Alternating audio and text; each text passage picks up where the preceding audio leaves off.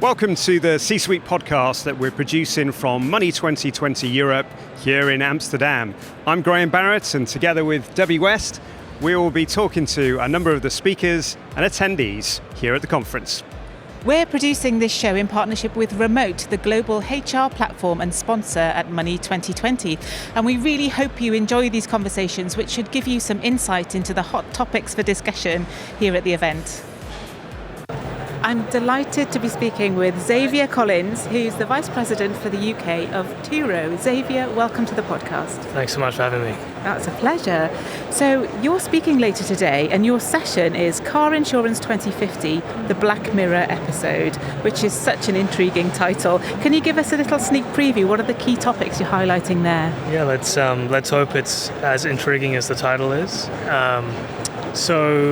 Look, I think it's an interesting topic. Obviously the future of insurance is going to change a lot over the next 5-10 years, particularly with the rise. We're seeing what AI is doing to a lot of industries. Something that I'm going to be referencing or talking about is this notion of self-driving.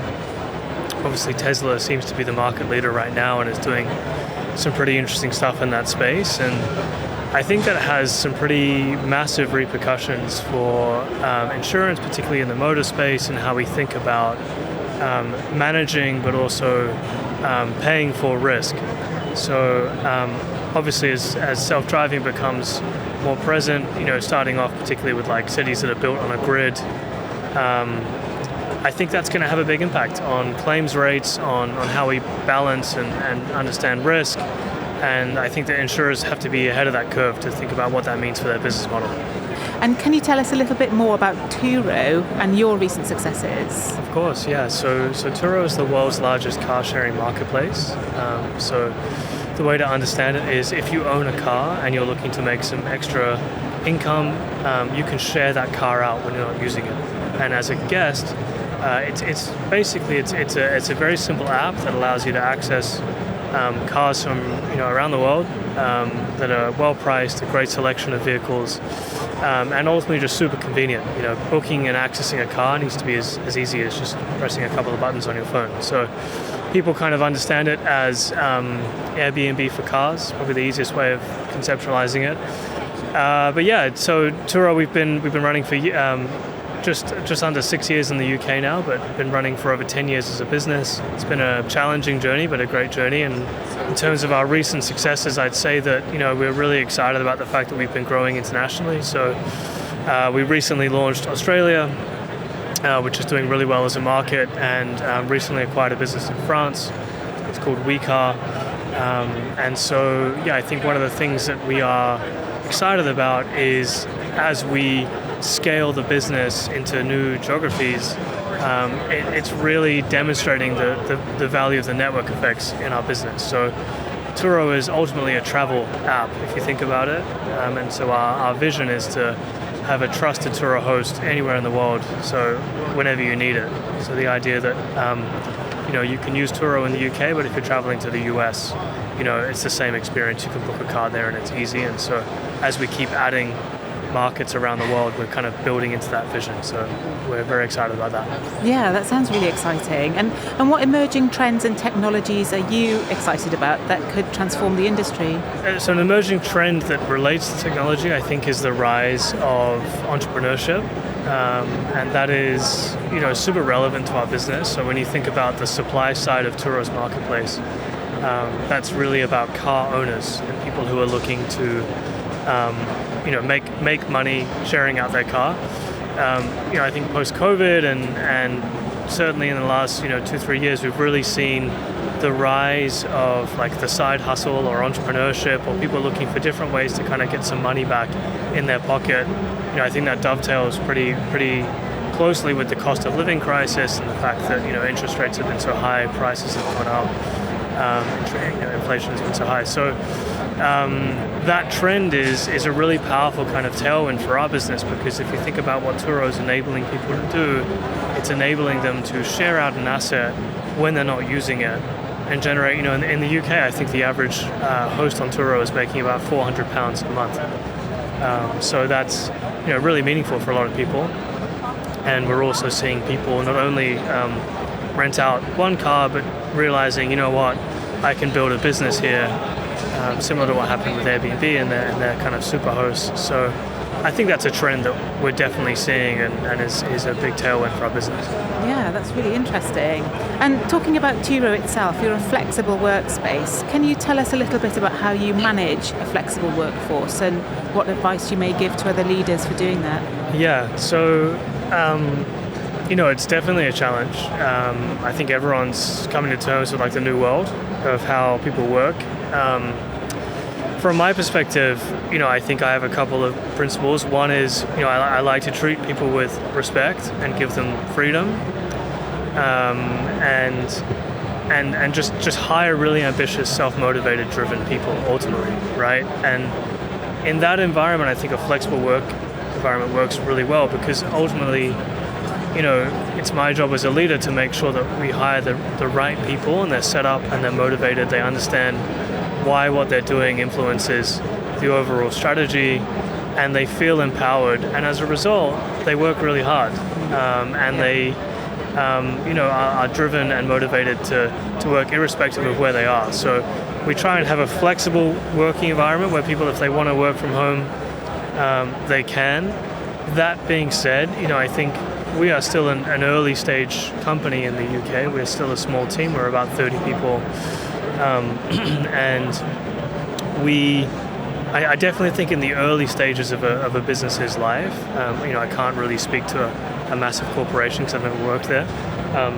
But in the early stages, you need to have the kind of idea generation, electricity that comes from human connection and interaction. I really believe in that. And so whilst I believe in the right to be flexible and respecting people's desire to have a bit more freedom in there and how they're choosing to work, we definitely try and create an environment where people are coming into the office minimum kind of 2-3 days a week, so that the ideas that really take flight happen when you're there in person. I truly believe that. I truly believe that you really get so much kind of electricity through human connection. And the last thing I'd say on that is, I do think it's really important to have a physical workspace where people can connect, particularly in the early days, not only for the benefit of the company, but also for the benefit of more junior people.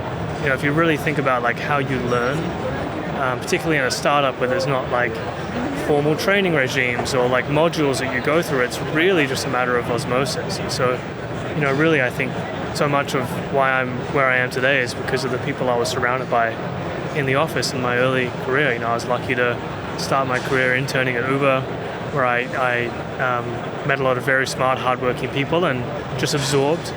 And then I was part of the first 30 people at Deliveroo. So the atmosphere was electric and I learned a huge amount. So I think for junior people coming up in their career, it's actually very important to have that kind of physical connection with leaders. Yeah, I totally agree. That sounds great. So what's on the horizon for Turo? We are just like laser focused on the quality of our experience in the markets we're already in. So, I think we've done a great job to kind of launch these businesses in the US, Canada, Australia, France, the UK. But there's still so much to do in these kind of core markets, and there's so much to do in terms of refining the user experience. We want it to just be, our CEO talks about when you buy a product on Amazon, you push a button and it arrives. It's there. It's just so convenient. It's so consistent. You don't even question it. And so, I think we're well on our way there. But at the end of the day, we are also a peer-to-peer marketplace that's connecting two different people in different parts of the world. And so there's a lot of work that needs to go into ensuring that the product is set up and the quality of our hosts and the training and everything we do to make sure that the experience is perfect. So that's what I think it's personally very exciting that we're just on that mission to make the experience as convenient and reliable as possible, and it's kind of what we're driven to achieve. Fantastic. Well, thanks so much. And Xavier Collins, thank you very much for speaking to us today. No worries. Thanks for having me. Thanks. It's a pleasure. I'm delighted to be speaking with Russell Fisher, who is COO at Admiral Pioneer. Russell, a warm welcome to the podcast. Thank you very much. Great to be here. Excellent. Well, you just featured on a session which is titled Car Insurance 2050, the Black Mirror episode. So what were the key highlights of that for you? Well, it was a really interesting session. So Money20 is a lot about banking, and so we were one of the few talking about insurance, and I think it was we were well attended, which was great. And I think we took a different view on it. So we sort of recognised that the insurance industry is very traditional, very risk adverse by nature, but of course customers and customers' demands are moving incredibly quickly, and how can those two parallel streams work together? So we explored the changing requirements of customers, particularly the rise of gig economy drivers, and we talked about how more traditional insurers can lean into that, and we really came away with a few points, one of which was it's going to be about partnerships moving forward, that insurers need to partner with companies that are supporting those customers, and that's something we're absolutely looking forward to doing at Admiral Pioneer. Excellent. And can you tell us a little more about why motor insurance needs to change? Well, I think motor insurance is moving on, and it's very easy to say, it's lots more connected car data and telematics now, and that's true. There is a lot more data available, but lots more data isn't necessarily good. We could almost disappear in the sheer volume of data that we get. It's going to be finding the important bits of data in there that really help us understand that. But beyond that, it's not just about the data, it's really about understanding customers' requirements are changing so much. And if I can illustrate that, if you remember before COVID, there were a lot of drivers became Uber drivers, so self-drive hire took off in a way that we never saw. So there are over 80,000 Uber drivers now in the UK. And then COVID came along, and all those drivers suddenly had to repurpose, and they became Amazon delivery drivers and food delivery drivers. And now post-COVID, you've got a lot of those drivers who want to be all those things in any one day. But which insurance do they need? Do they need insurance by the hour to do a certain job? And that's the really interesting stuff I think that we really need to start facing into, in that customers' needs are changing quicker than we can actually supply the products and the experiences for those. Yeah, that is quite a big change, isn't it? And what's your take on embedded insurance and more broadly embedded finance? So embedded, I think, is key to us being relevant to customers moving forward. So traditionally, insurance has made customers come to us, and I think that's true of finance as well, in that you have to go out and seek the bank, and you have to go out and seek the insurance. So those products aren't made available where the customers are. Embedded insurance is really about taking great products, be those banking or insurance, and being where the customer is.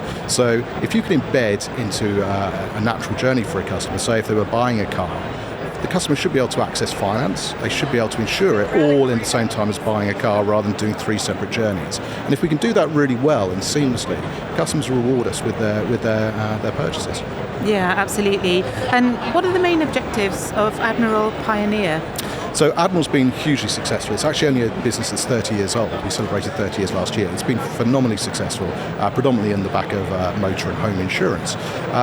But the great thing with Admiral is it's been very progressive and thought what's made us successful in the past may not make us successful in the future. And therefore it's very difficult for a business, even 30 years old, to be able to truly innovate and come up with new concepts, new propositions to serve new markets.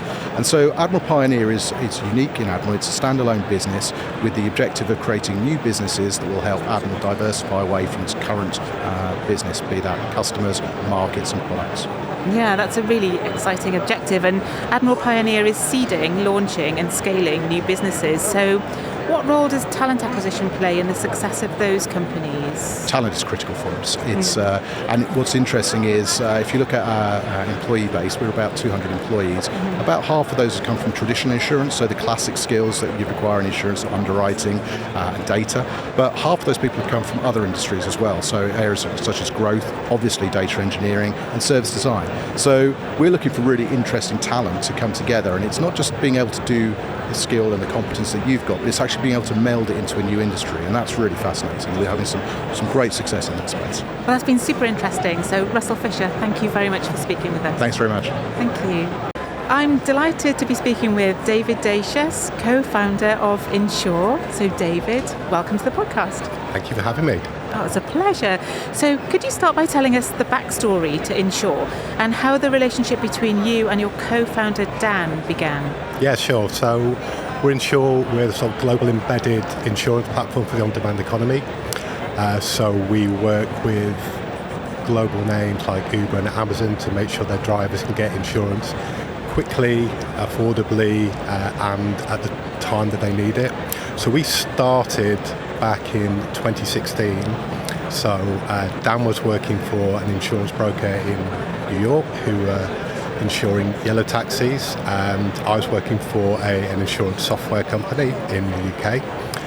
And what Dan noticed in his insurance brokerage was a new type of driver was coming in. So a typical yellow cab driver was typically male in their 50s, been driving for 10 years, did it professionally. And then all of a sudden there was a new breed of these digital natives, much younger. And they were saying, hang on, why do I have to come into an insurance broker's office, fill out some forms and go away, come back a week later, then go away before I can start, get my insurance and start driving?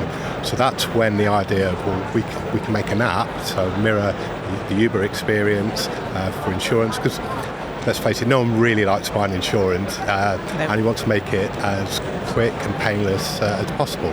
So Dan said, look, you do software, could you build this? We said, yeah, that sounds good.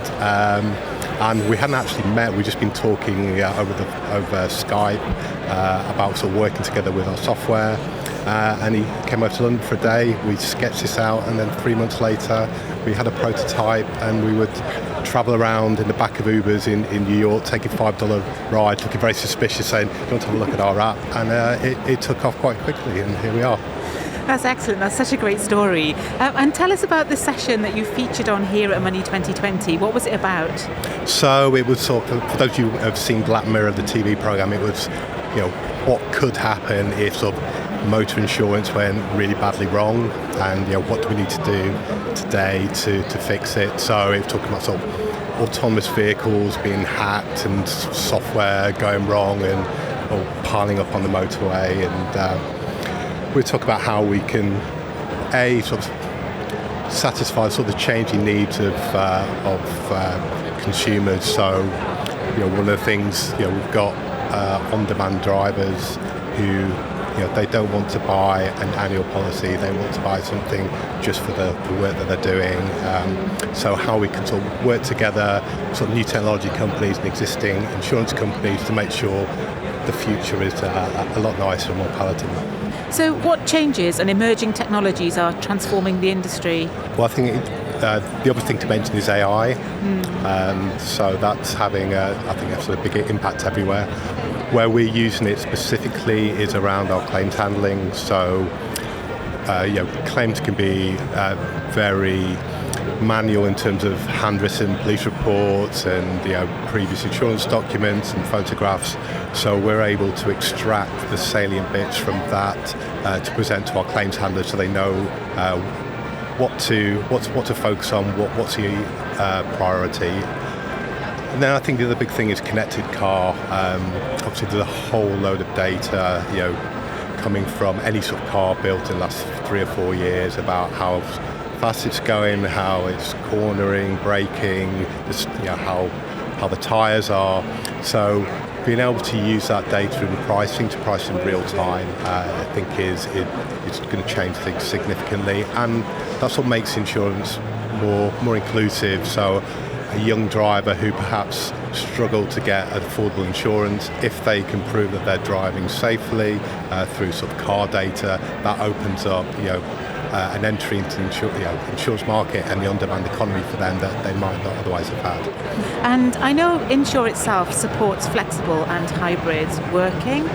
Can you tell us more about your principles around things like information flow, visibility, social interaction, and why those things are so important to the organisation? Yeah, sure.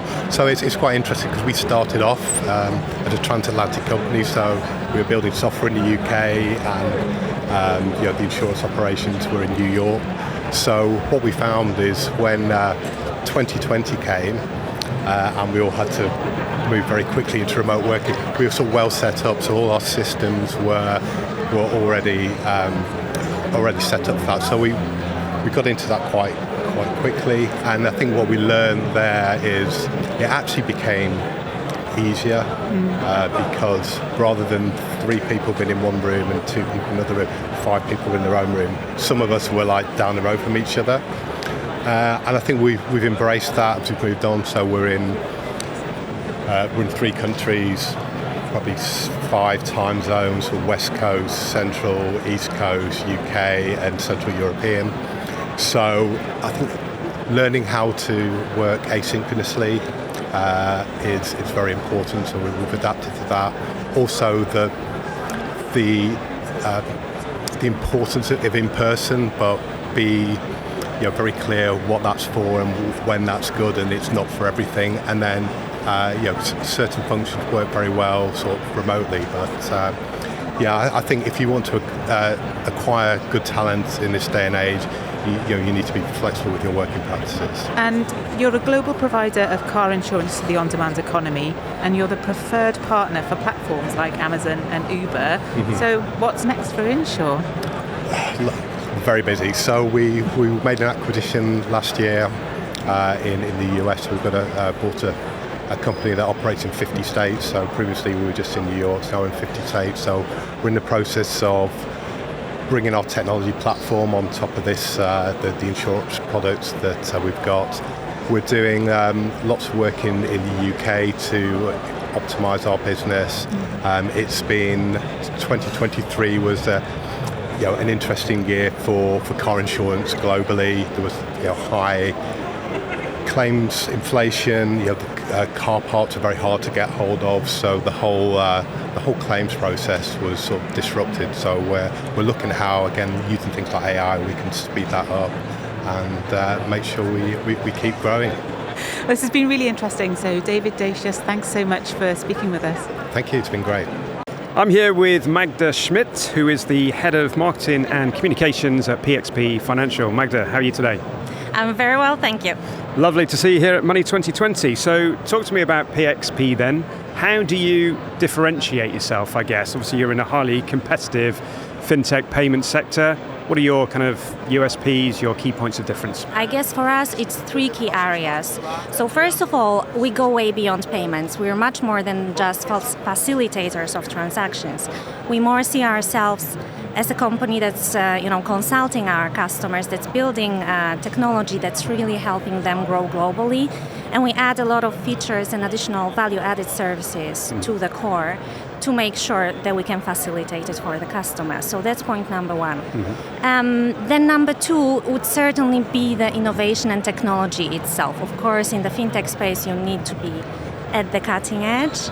Absolutely. And I think what's really important is that you build technology that's future thinking, that's data driven.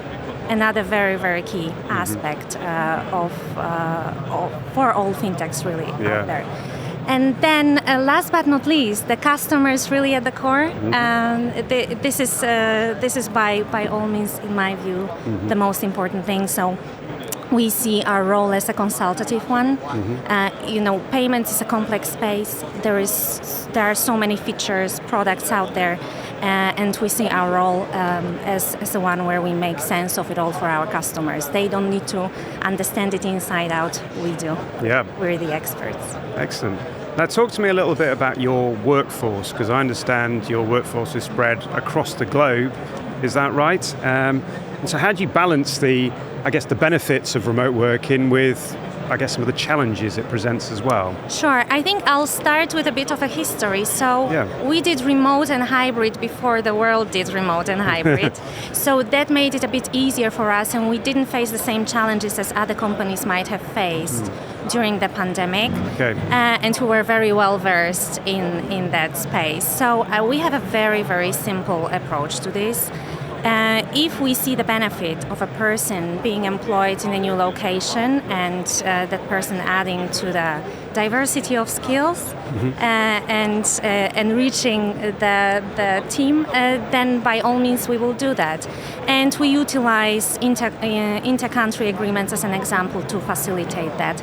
That has also helped us retain talent and bring in talent. So obviously both things. What I also think is really crucial in terms of remote work, or even combining remote and hybrid within one company, because that's what more and more companies are facing these days, is communication. You need to step up your game in terms of communication for sure, and that's down to leaders to facilitate that. Obviously, you need right technology for that as well. And then also setting very, very clear objectives and not just leaving it there. I think it's really crucial to make sure there is continuous feedback and continuous feedback rounds, and that communication channel is really, really open. And then the underlying layer, I would say, is the culture. That's something you can always lean on. So when the culture is, very well versed and is clear to everybody within the company, it's a natural, so to say. How would you describe the culture at PXP? It's very diverse, for sure. Open communication. It's a very dynamic company too. We're very supportive of each other. Collaboration is key. Great. And you mentioned talent, so and attracting talent, retaining talent. How do you address that at PXP? What's your strategy around that? Sure. So first of all, coming back to what I said earlier, we do make sure to go broad, so to say. We don't limit ourselves to certain location. Wherever the talent is, that's where you'll go and find it. We're going to go and find it. Now, obviously, there are some basics like compensation and benefit. I won't even dive into that. But I think what's really crucial is development and growth opportunities within the business, but also staying at this cutting edge of technology, because it ensures that you can actually give people really innovative and challenging projects to work on. Sure. That's really bringing a lot to the table. And then there is also the diversity and inclusion piece that comes obviously with searching for talent in different locations, searching for different skill sets. But it's also ensuring that the team is as diverse as possible to bring in different perspectives and angles. As only with this, constructive feedback and different perspectives, we can make sure we grow continuously. It sounds like there's been a lot of thought that has gone into the whole process. Well, let's just finish up with what's on the horizon for PXP. What do you see happening over the coming months and years? So technology piece is very important for us, and there are certainly some developments on that front, but also product, especially on the in-person POS side this year for us, but also geographical reach.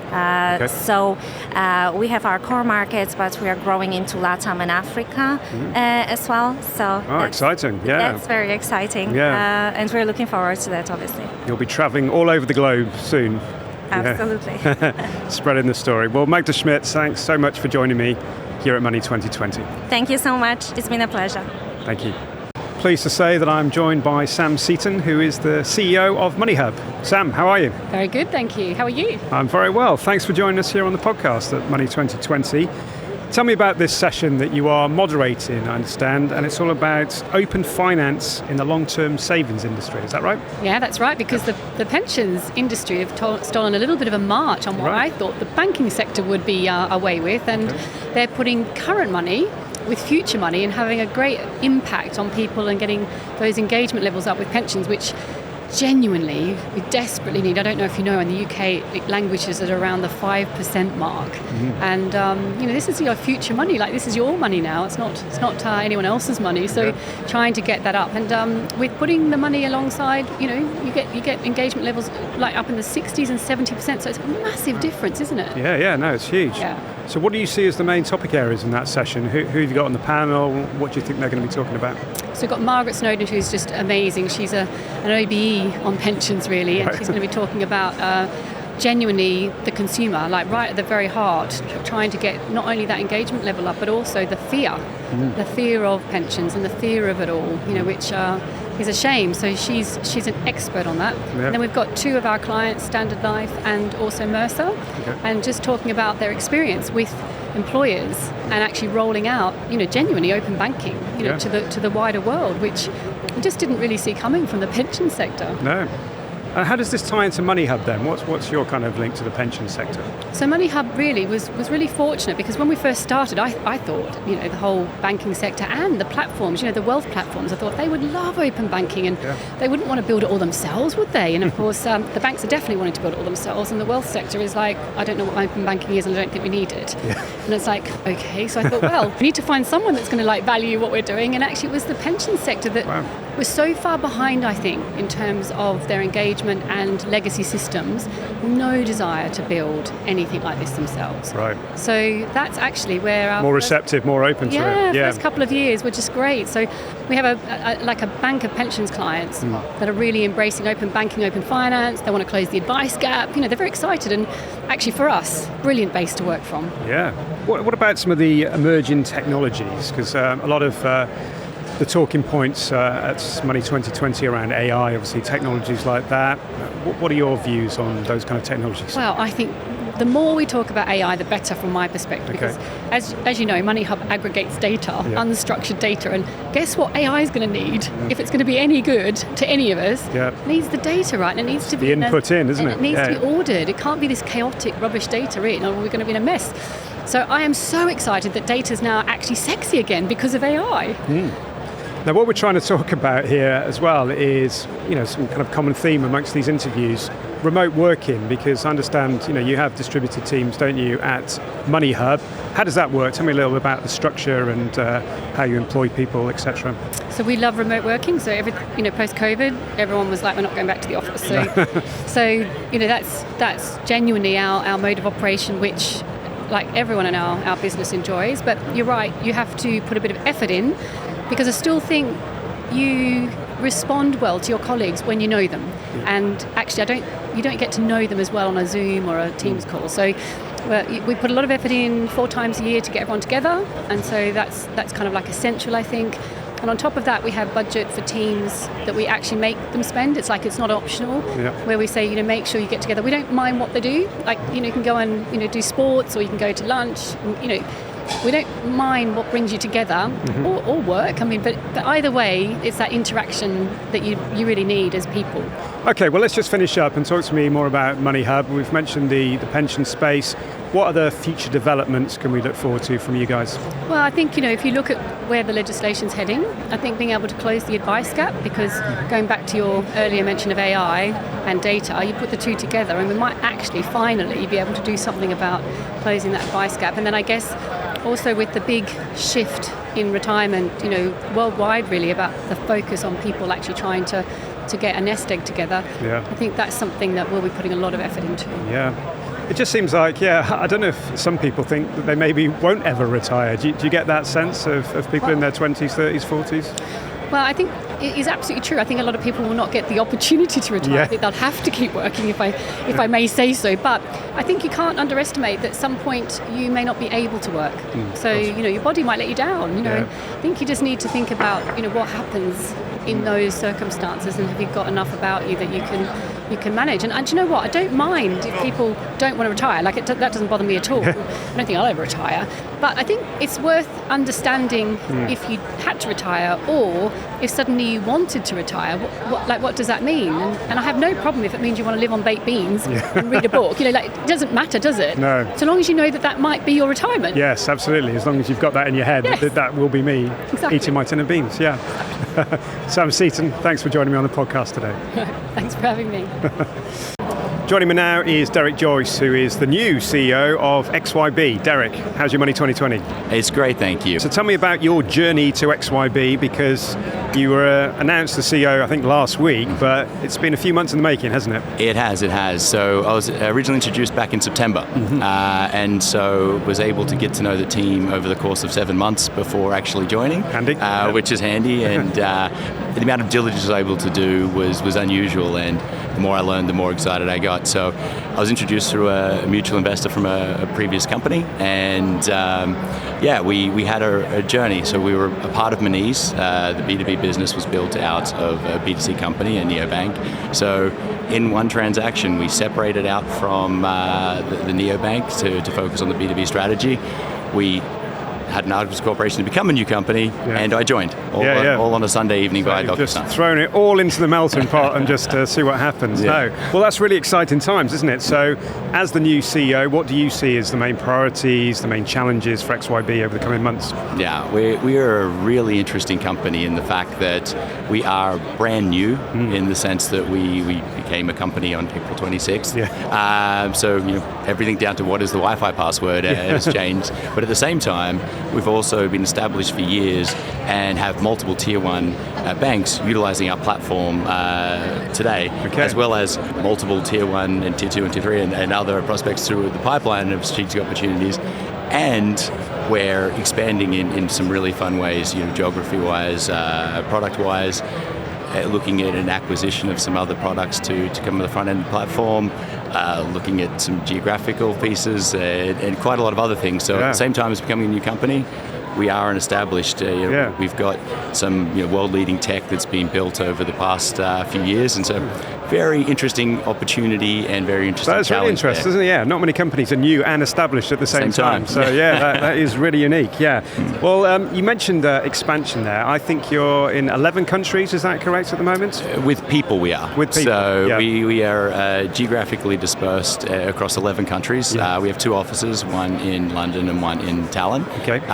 But we have a remote workforce as well. We're a global platform, so we service around the world, but we will watch this space in the coming months for some new geographical expansions with some new partnerships that we're doing. So with that workforce across 11 countries, how do you build a community? How do you build a strong workplace culture? Yeah, that's something that thankfully I've had as a challenge in the past as well. I worked at American Express within their global organization, so colleagues all around the world. I was at Klarna and my organization had 14 different countries serviced, and as I mentioned, we have 11 here. For me, it's about seeing the remote workforce as a community, just like you have any other community in office or out of office, and making sure that you develop ways of working, community, collaboration for that to be a community.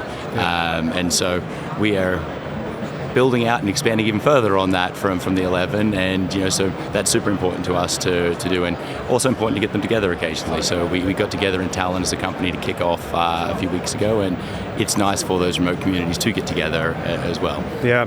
So what's the thinking behind those remote communities? Is it just finding the best talent wherever it is? Is that kind of the underlying strategy? Yeah. It's if you just have one talent pool from one area, you don't get the diverse thinking. Plus, we're a global platform, and so we need to be able to have the local insights and the local expertise as we grow out as well. Yeah. Okay, well, let's just think about what's coming next for XYB then. Obviously, you're newly appointed. Aside from that kind of expansion, what are you excited about in the role? I'm super excited that we have differentiated technology and a great team. For me, people come first. We have an amazing team. I have an amazing board, amazing group of investors. And the thing that really drew me in, though, is that if you look at the core banking space, which is where we operate, really there's the legacy players that have been around for decades, and they're built on these monolithic platforms that don't really service the customers the way they need to be now. The banks know that, the non-banks know that when they're looking to build products. Then there's also these new entrants that came in 10 to 15 years ago, and they really tout themselves as modular, which they are in a lot of ways. They have great products, but that definition of modular is interesting to me because whilst they are modular, they're also highly dependent on the other modules to operate. So really it's a distributed model at that point. We are the first of a new generation of platforms that is truly not dependent on each module to grow out. And so no one else can do what we do. They would have to completely rebuild their platforms to do it. It's a massive moat. Platform for life. It's a terrible, terrible thing to do. But the team have just spent the last 3 years building out what is the next generation of cordless banking. And so to have that differentiation, to have these tier 1 use cases on the platform already, and to be young, nimble, and running, it's a super, super exciting place to be. And so we have, as you mentioned in the media stream, we announced a separation. We announced myself. In the coming months, we're going to announce other great partnerships, other great clients coming on the platform as well. So it's a really exciting time to be here. I'm getting the feeling that XYB is going to be one to watch over the coming months and years, exactly. Particularly under your stewardship. So thank you very much for explaining all that to us today. Derek, Joyce, enjoy the rest of your Money 2020. Thank you, you too. Great to be here today. Thank you. thanks again to all our guests who took the time to come and speak with us here at Remote Stand at Money 2020 Europe. I really hope you've enjoyed this episode. Please do like, follow and subscribe wherever you get your podcasts. And if you'd like to get in touch with the show, you can find us on all the usual social media channels or use our contact form on the website csuitepodcast.com.